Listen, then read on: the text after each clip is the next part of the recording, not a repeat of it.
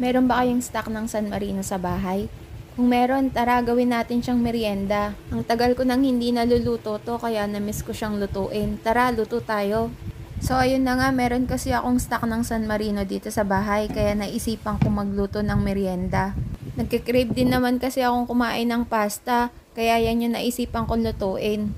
So para maluto natin yung ating pasta, kailangan nga natin ng 2 San Marino, yung maanghang, tapos green bell pepper, tapos ham, Eden cheese, tapos Nestle cream, tapos Alaska Evap, at saka yung penne pasta. Yan yung gagamitin nating pasta, guys. At syempre, kailanganin natin ng paminta, bawang at sibuyas. So habang inihiwa natin yung mga ingredients natin, isalang na natin agad yung ating pasta. Sa isang kasirola, naglagay lang ako ng tamang tubig na kakasya yung pasta. Tapos nilagyan ko ng asin, tapos mantika, tsaka ako tinakpan. Tapos pinakuluan ko lang, tapos ilalagay na natin yung ating pasta para lumambot na. Sa mga pasta, pag nagluluto tayo, kailangan nating sundan kung ilang minuto natin siyang lulutuin. Pero sa pastang lulutuin natin, guys, hindi natin siyang kailangan lutuin ng sobra kasi mamaya isasalang pa natin yan. Malalaman nyo rin kung bakit. Pero basta i-al dente nyo lang yung luto niya, wag yung masyadong sobra, yung medyo matigas-tigas pa siya. Pero yung luto naman ha. So ayun na nga guys, sa part na yan okay na yung ating pasta, tapos babanlawan natin siya sa running water sa gripo. Pagkatapos maggayat na nga tayo ng ingredients. Yung uunahin ko ay yung ating green bell pepper. I-cut nyo nga lang siya ng pahaba, tapos i-cut nyo siya ng into cubes. Parang nagluluto kayo ng Shanghai, ganun yung cut niya. Yung maliliit na cubes pero wag naman yung masyadong maliit ha. So ayun nga, ganun cut nga yung gagawin natin. Tapos guys, ang kakailanganin nating green bell pepper ay 2. Ang sunod naman nating i-cut guys ay yung ating ham. Kung paano yung kinat yung ating green bell pepper ay ganun din yung cut ng ating ham. Medyo nahirapan nga ako nag-cut dyan sa ham kasi sobra siyang tumigas, galing pa kasi sa freezer, hindi ko siya nataw ng maaga. Ayun na nga guys, ganyan yung cut ng ating ham. Medyo malaki lang dun sa cut ng green bell pepper pero parehas lang sila ng cut. Tapos isunod na nga natin yung ating bawang at sibuyas. Syempre yung ating cut ng ating bawang at sibuyas ay yung cut ng panggisa lang. Oo nga pala guys, sa sibuyas ang gamitin nyo ay yung white onion, wag yung red kasi sobrang matapang yung red onion. Sige kayo, baka awayin pa kayo ng red onion, umiyak pa kayo. Char!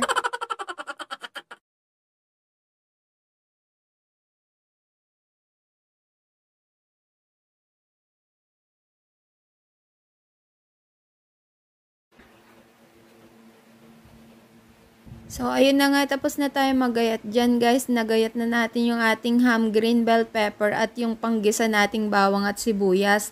Umpisahan na nating magluto. Sa isang kasirola guys, ang gamitin nating panggisa guys ay butter pala. Nakalimutan kong sabihin sa inyo.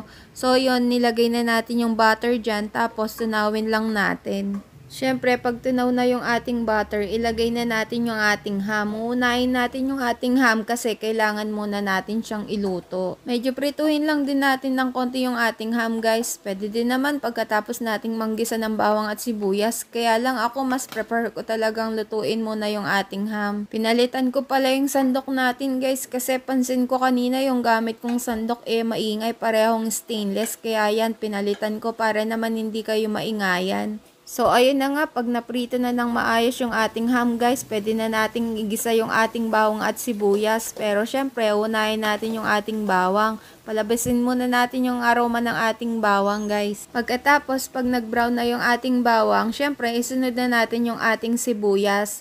Palabasin din natin yung aroma ng ating sibuyas. Pag naggigisa kayo guys, huwag nyo masyadong madaliin yung paggigisa nyo, lalo na sa bawang at sibuyas. Lutuin nyo sila ng maayos para naman maging mas masarap yung ating niluluto.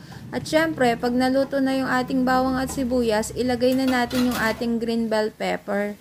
Lutuin din natin yung ating green bell pepper. Sa part pa lang yan, pinagsama-sama ko na, hinalo ko na rin kasama yung ating ham.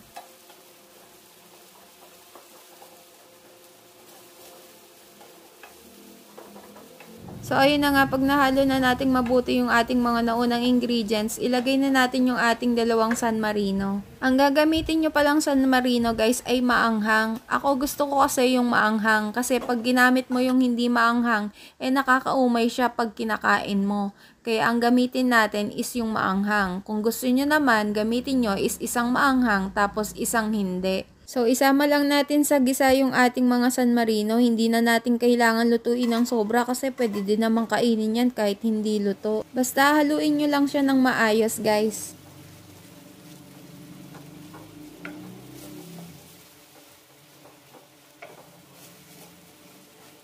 At pagkatapos nyo nang mailagay yung San Marino at nahalo nyo ng maayos, ilagay nyo na yung dalawang Nestle cream. Dalawang Nestle cream talaga ang ginagamit ko guys para mas creamy siya. Kahit ilang pang kilo yung ating pasta or 500 grams lang, ilalagay ko talaga is dalawa kasi gusto ko creamy siya. Pagkatapos nating mailagay yung ating Nestle cream, syempre haluin natin siya para naman mag-mix all together yung ating naunang nilagay. Mix all together.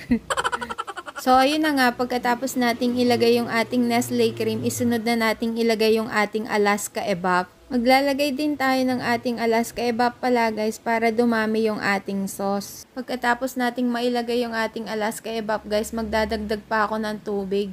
Yung tubig na ilalagay pala natin ay yung pinagbanlawan ng ating Nestle cream kasi meron pang natirang Nestle cream dun sa mga kahon. Medyo malapot din kasi gawa nung dalawang Nestle cream yung nilagay tapos meron pang Alaska Evap para naman lumabnaw siya ng konti. And then, syempre, pag white sauce, hindi pwedeng hindi natin lagyan ng paminta para naman magkaroon siya ng kick kahit konti. And then, after nun, pag nalagay na natin yung ating Nestle cream, Alaska Evap at yung ating paminta, itakpan natin siya hanggang sa kumulo siya. So, sa part na yan guys, kumulo na yung ating sauce. Medyo inaan nyo pala yung kalan nyo ha. Huwag masyadong malakas pag nagpapakulo kayo.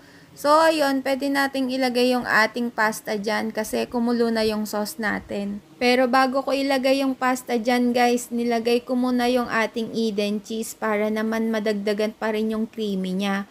Tapos, pagkatapos ng Eden cheese guys, ilalagay na rin natin yung ating asin dyan para naman magkalasa na siya ng konti. Konti lang yung ilagay nyong asin guys, baka kasi sobrang umalat naman dahil meron na kayong nilagay na Eden cheese. Diba yung Eden cheese medyo maalat na siya. Kaya konti lang yung asin na ilalagay ha.